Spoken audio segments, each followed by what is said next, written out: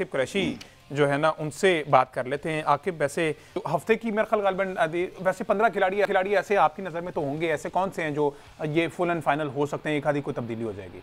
देखें, आप 8-9 लड़के तो ऑब्वियसली सबको फिंगर टिप्स पे याद हैं। 12 जनवरी बेसिकली आखिरी डेट है जो इनिशियल स्क्वाड है टीम्स का जमा करवाने का। उसके बाद आप चेंज कर सकते हैं, लेकिन आपने शुरू में जो है अपने स्क्वाड का जमा करवाना है आईसीसी को, जो एक ऑफिशियल वे होता है। तो उसमें पाकिस्तान की अगर बात करें तो 8-9 लड़के तो वही हैं। अच्छा, फिंगर टिप में शादाब खान है? नहीं, शादाब खान फिंगर टिप पे नहीं, वो आगे लड़कों में बताने लगा था। अब इस वक्त सबसे ज्यादा जो बात हो रही है वो फखर जमान, इमामुल हक और शादाब खान, इन 3 लड़कों पे हो रही है।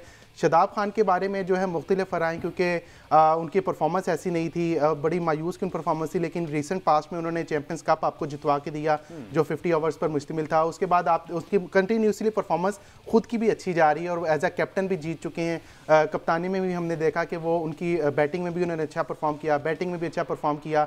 और इस वक्त वो जो इंजरी का शिकार हैं या उनका जो स्पिन डिपार्टमेंट है जो अपने मशहूर हैं, वो अपने सुसर से वो सीख रहे हैं, सकलैन भाई से। तो ऑब्वियसली नज़रें उन पे हैं, क्योंकि हमें वाइट बॉल क्रिकेट में ऑब्वियसली पिछली अगर परफॉर्मेंसेस को हम भूल जाएं तो वाइट बॉल क्रिकेट में एक ऐसा प्लेयर चाहिए जो कि आपको 3D प्लेयर हो, जो फील्डिंग अच्छी करके दे, बैटिंग अच्छी करके दे, बॉलिंग अच्छी करके दे। तो शादाब खान उस कैटेगरी पे पूरा उतरते हैं, इसलिए उन पे बात की जा रही है।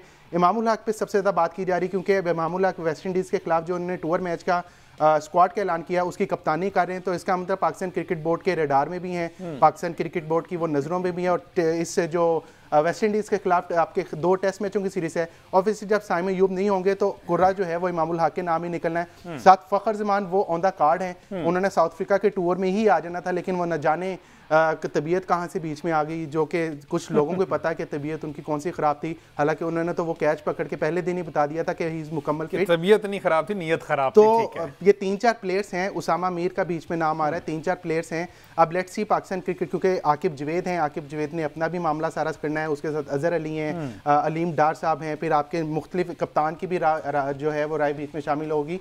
तो ये 3-4 नाम पे डिस्कशन है।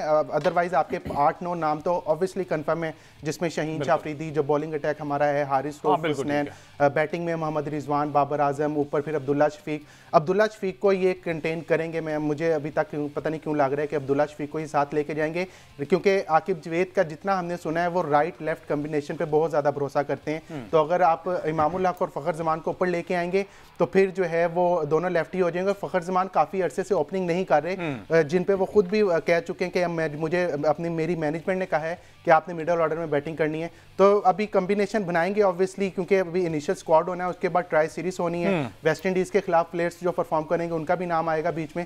तो ये अभी लेट्स सी ये सैटरडे को क्या बनता है। अच्छा, जो कॉम्बिनेशन की बात की लेफ्ट राइट की, इस पर तो आते हैं। वैसे अगर लेट्स स्टार्ट विद इमाम।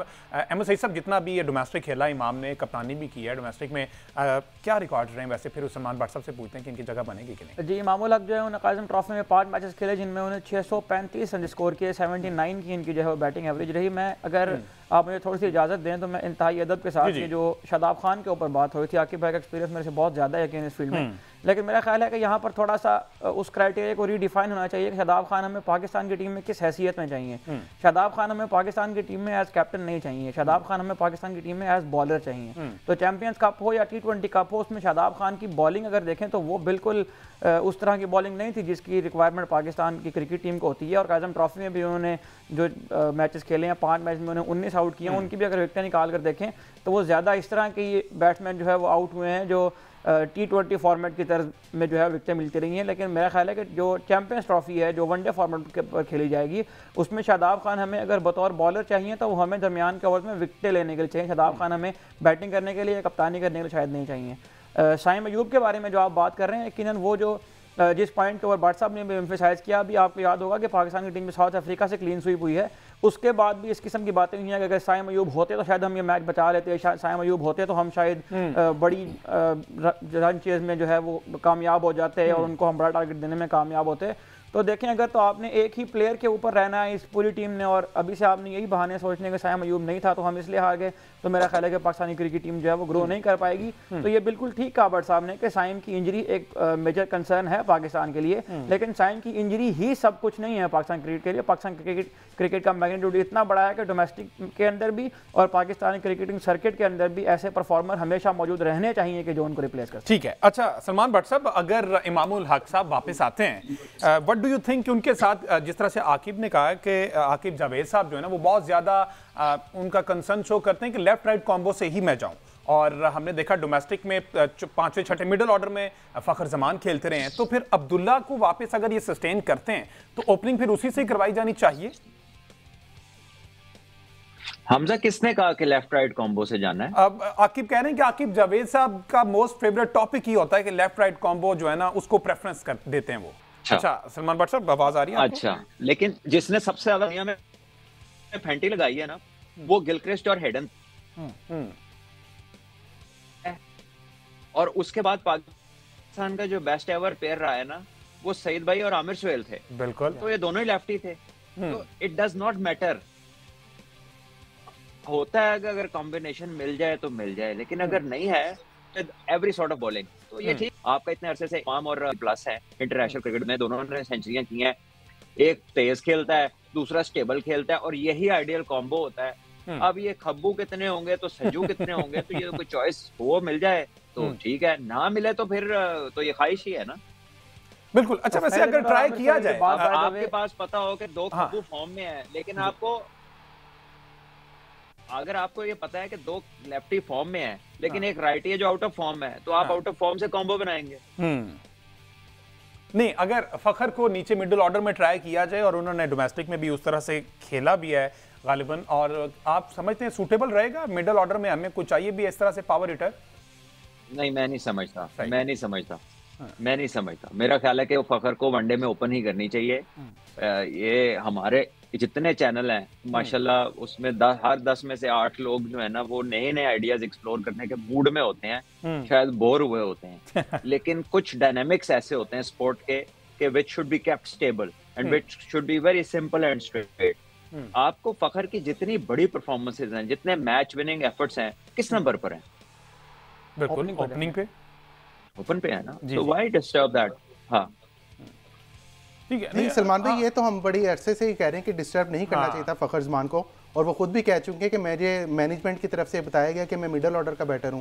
तो आप क्या समझते हैं, अगर चैंपियंस ट्रॉफी में हमें ऑब्वियसली हमारे घर में हो रही है, T20 था ना आके सलमान भाई, वो 2023 वर्ल्ड कप T20 था जब वो मिडिल ऑर्डर खेल 2023 वर्ल्ड कप से पहले भी वो कई दफ़ा रेजर्वेशंस का इजहार कर चुके हैं कि मुझे मैनेजमेंट ने कहा है कि आपने मिडिल ऑर्डर में खेलना है। तो लेकिन अभी जो मौजूदा प्लेयर्स में या सर्किट में आपको क्या लगता है जो पावर हिटिंग की हमारे पास कमी है वो कौन पूरी कर सकता है? क्योंकि इरफान नियाजी अभी तक उस उम्मीदों पर पूरा नहीं उतरे, तो आपको क्या लगता है कोई प्लेयर 2-3 के नाम अगर आपके ज़हन में हो जो मिडिल ऑर्डर में हमें आके जो हार्ड हिटिंग करके दे सकें?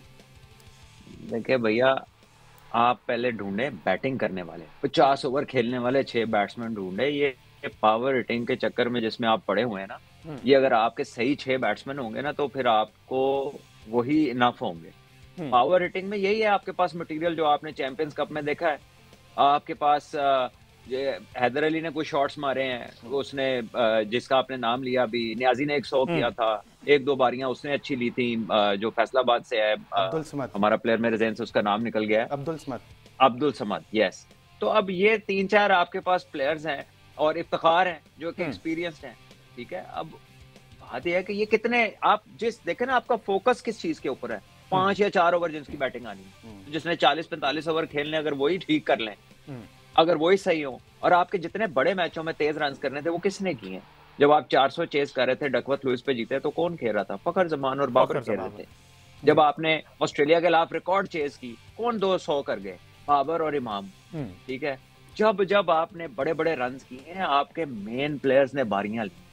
कौन से पावर हिटर ने आपको 350 करके दिया? मुझे कोई चले ये बैठे अहमद कोई मैच याद कराए जिसमें पावर हिटर्स ने 350 स्कोर करके दिया हो आप? जी अभी तक तो कोई ऐसे नहीं आ रहा। अभी आपको याद होगा कि साउथ अफ्रीका, जिस तरह आपने कहा कि जो पावर हिटिंग है यकीनन एक प्रोसेस का हिस्सा है। जो कंप्लीट बैटर होता है वो ज़रूरत पड़ने पर पावर हिटिंग भी कर लेता है। अभी साउथ अफ्रीका में जो पहला वनडे हुआ था उसमें कामरान गुलाम ने आके आपको एंड पे आके स्कोर करके दिए थे, इसलिए कि वो स्टेबल एक बैट्समैन है। तो ओडीआई फॉर्मेट जो है मेरा ख्याल है उसको T20 के उसके ऊपर जज नहीं करना चाहिए।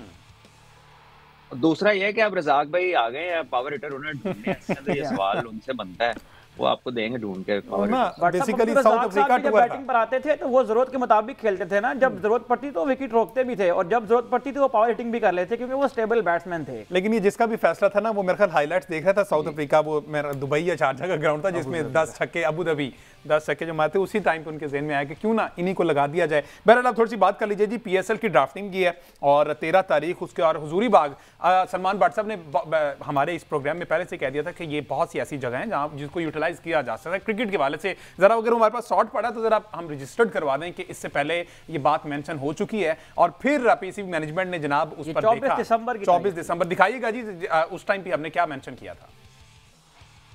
आते हैं तो बहुत सारे ऐसे प्लेयर्स हैं जिनका मूव अबाउट करना इतना आसान नहीं होता, जिसकी वजह से वो रिस्ट्रिक्ट होते हैं। तो हमें अपना कॉन्सेप्ट डिफरेंट क्रिएट करना है। व्हेन आई से कॉन्सेप्ट डिफरेंट क्रिएट करना है और एनवायरनमेंट क्रिएट करना है, उसका मतलब ये है कि you built a sporting city.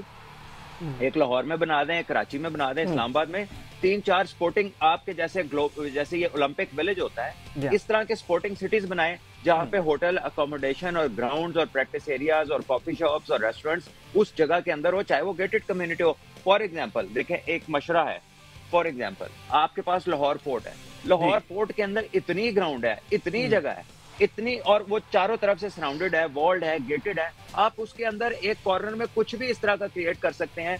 तो आपको क्या नहीं लगता कि पीएसएल में जब अगर लेट से उसमें लोग रह रहे हो, उसके अंदर अकोमोडेशन हो, दुनिया की हर चीज हो, इतना बड़ा एरिया उनके फ्रीडम के लिए, फिरने के लिए, घूमने के लिए, तो क्या लोग उनके लिए आसानी नहीं होगी, बजाय इसके कि वो एक होटल के अंदर आए और वो वहां पर टाइट सिक्योरिटी भी हो और वहां पे बंद और वहां से बाहर ना जा सके। तो we have to think along those concepts. वो चाहे आप डीएचए में बना लीजिए, चाहे आप किसी और जगह पे बना लीजिए, पाकिस्तान में इतना लैंड पड़ा हुआ है। It's about having the will. यानी 10 साल पीएसएल के खत्म हो गए हैं, 10 साल हमने फ्रेंचाइज क्रिकेट करा लिया।